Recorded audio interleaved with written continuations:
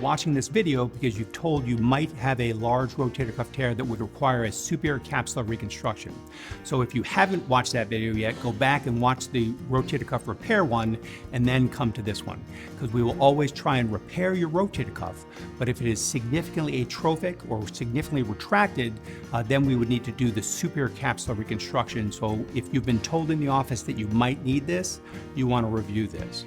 So if the rotator cuff is torn and significantly retracted and atrophic, which means wasting away, no matter how hard we mobilize and pull the tissue over, it's going to fail.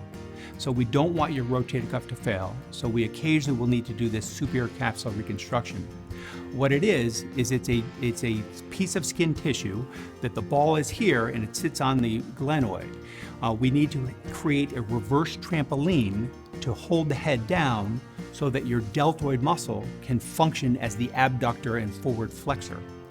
The way that we do that is we take a piece of cadaveric skin, we measure it along the glenoid side and along the humeral side, and then we insert it and anchor it on both sides, and we have tension on it. And what that tension does is it helps hold the shoulder down, acts as the rotator cuff to keep it down, only the static component, not the active component, and then the deltoid muscle is what enables you to lift it up and over your head. This is a stopgap measure. Occasionally people would need a reverse prosthesis if you have a significantly deficient rotator cuff tear, but this is trying to get you out further.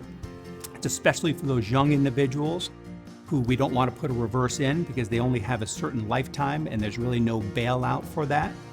So essentially it is creating a reverse trampoline, taking skin tissue, inserting it into the shoulder to hold the head down so that the deltoid can function to abduct and let you live your life. Thank you.